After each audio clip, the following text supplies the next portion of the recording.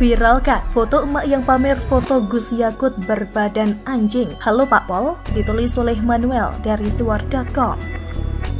Sebelum kita lanjut, jangan lupa subscribe dan nyalakan loncengnya agar Anda menjadi yang pertama mendapatkan informasi dari jurnal terupdate.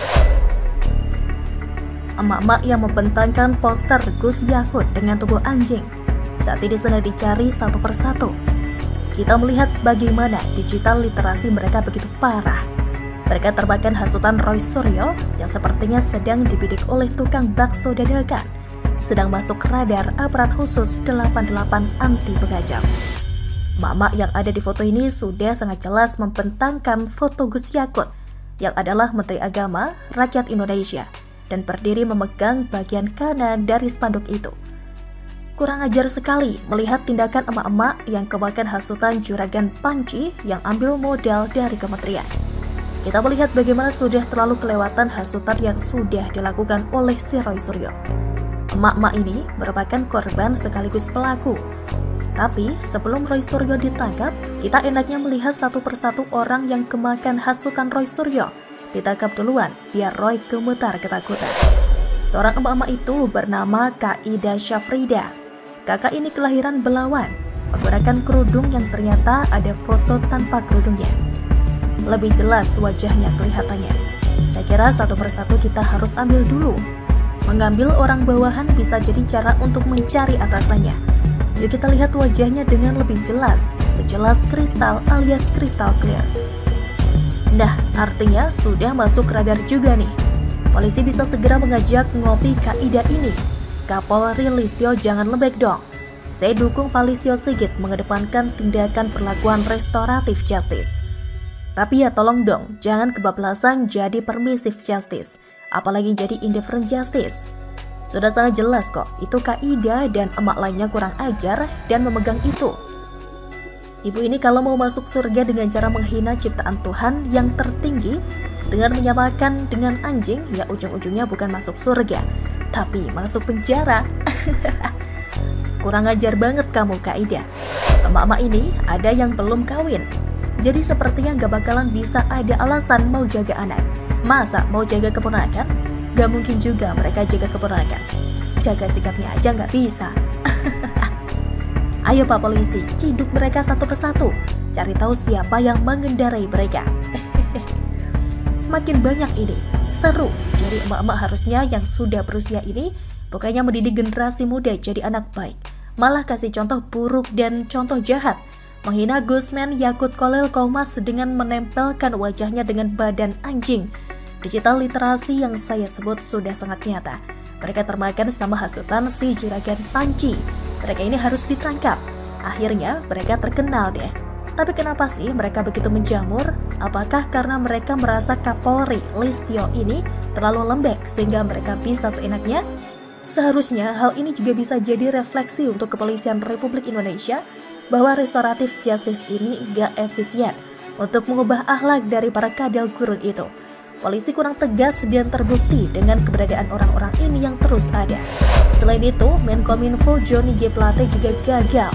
Harusnya orang Nasdem ini bisa lebih cekatan, tapi memang sulit sih sebetulnya, karena yang sebarkan hoaks juga mantan Menkominfo bawahannya SBY. Mungkin saja bawahan Menkominfo masih ngaco dan ngawur terpengaruh kadrun. Pesan saya untuk emak-emak yang sudah kadung viral, selamat ya, silahkan ngumpet deket tiak suamimu kalau ada. Coba yang lagi ngumpet sesekali lihat lewat jendela, jangan-jangan ada tukang bakso lagi jualan di depan rumah kalian. Apalagi kita melihat bahwa kejadian ini di Sumatera. Tempat pendukung si pecundang yang gak punya logika dan merasa hebat karena menganggap diri mantan jenderal.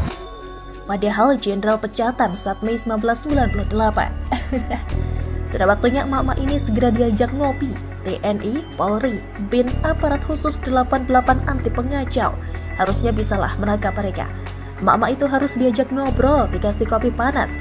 Gak disiram kok kopinya kayak Mumun Boy pengacau yang dibela sama si komisaris utama anak usaha BUMN. Sudah, tenangkan dirimu, bawa pispot nanti. Begitulah pispot. Bagaimana menurut Anda? Kami melihat tuduhan mengadu domba. Ini kan sesuai dengan menjadi permusuhan antar individu dan kelompok sesuai dengan pasal 28 ayat 2 dan pasal 30 ayat 1 gitu ya, Undang-Undang ITE. Nah, jadi saya sih menunggu saja ya, mencerahkan saja ya. Silahkan kalau memang ada upaya untuk memutarbalikkan fakta ya, yang hitam jadi putih, putih jadi hitam, yang seharusnya dilaporkan itu siapa, tapi malah justru saya yang dilaporkan. Dan lihat, biarkan masyarakat juga nanti yang akan memastikan ya gitu, masyarakat yang nanti akan juga menilai siapa sebenarnya yang lebih benar dalam hal ini. Roy Suryo lempar bumerang bakal dilaporkan balik GP Ansor, ditulis oleh X Hardy dari suar.com. Sebelum kita lanjut, jangan lupa subscribe dan nyalakan loncengnya agar Anda menjadi yang pertama mendapatkan informasi dari jurnal terupdate. Menteri Agama Yakut Khalil Qomas mendapatkan serangan yang lumayan masif terkait pernyataan kontroversial soal membandingkan suara azan dengan gonggongan anjing. Saya tidak akan membahas apakah pernyataan ini salah atau benar. Tapi kalau bahas soal bahasa, maka tuduhan yang dialamatkan kepada Yakut tentu tidak nyambung. Pendapat saya sama dengan klarifikasi dari Kemenak yang menyatakan Menak Yakut bukan untuk membanding-bandingkan suara azan dengan gonggongan anjing. Yakut mengatakan dalam hidup di masyarakat yang plural diperlukan toleransi. Karena itu perlu pedoman bersama agar kehidupan harmoni tetap terawat dengan baik, termasuk tentang pengaturan kebisingan pengeras suara apapun yang bisa membuat tidak nyaman. Dalam penjelasan itu, Gus Menteri memberikan contoh sederhana, tidak dalam konteks membandingkan satu dengan lain, maka beliau menyebut kata misal. Yang dimaksud Gus Yakut adalah misalkan umat muslim tinggal sebagai minoritas di kawasan tertentu, di mana masyarakat banyak memelihara anjing, pasti akan terganggu jika tidak ada toleransi dari tetangga yang memelihara, kata pelaksana tugas atau PLT Kepala Biro Humas, Data dan Informasi Kemenak, Tobib Al-Asyad. Jadi Menak mencontohkan suara yang terlalu keras apalagi muncul secara bersamaan justru bisa menimbulkan kebisingan dan dapat mengganggu masyarakat sekitar. Karena itu perlu ada pedoman penggunaan pengeras suara. Perlu ada toleransi agar keharmonisan dalam bermasyarakat dapat terjaga, kata dia. Jadi, dilihat dari sisi manapun, Yakut sama sekali tidak bermaksud membandingkan. Hanya saja ucapan Yakut dicocok-cocokkan sehingga jadi polemik. Polemik ini kemudian menjadi angin segar bagi kelompok sebelah untuk melakukan serangan balik. Apalagi ini terkait dengan agama, sehingga lebih mudah dibakar. Niat Yakut ini sebenarnya baik.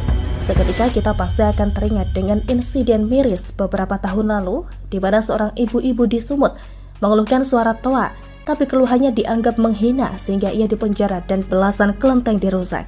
Sebuah keluhan bukan protes kemarahan, tapi ditanggapi dengan sedemikian ganasnya. Kalau kalian baca komentar, sebenarnya banyak yang setuju agar penggunaan pengeras suara diatur, tapi selama ini tidak ada yang berani terang-terangan memprotes karena isu agama sangat sensitif. Mengeluh sedikit saja bisa berpotensi kena masalah besar.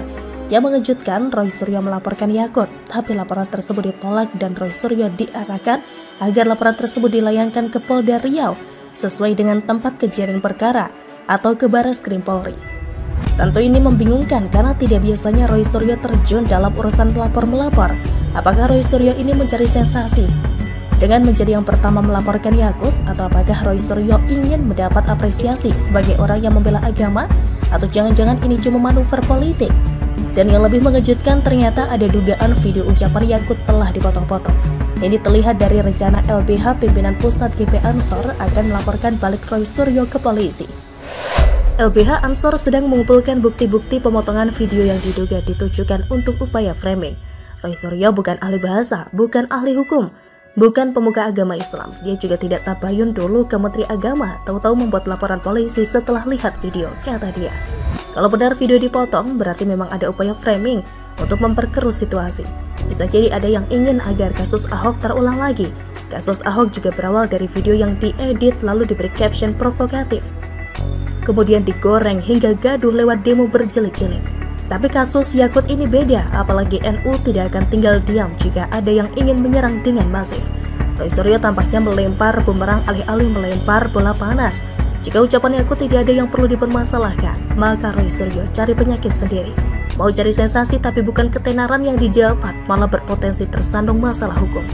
Harusnya kasus Panji bisa menyadarkannya agar tidak sembarangan bermanuver, Jika benar video yang dimaksud sudah dipotong, maka kita dukung GP Ansor melaporkan siapapun yang terlibat, biar jadi efek jerah sekaligus bikin kelompok sebelah mikir 2 kali kalau mau membesarkan masalah ini.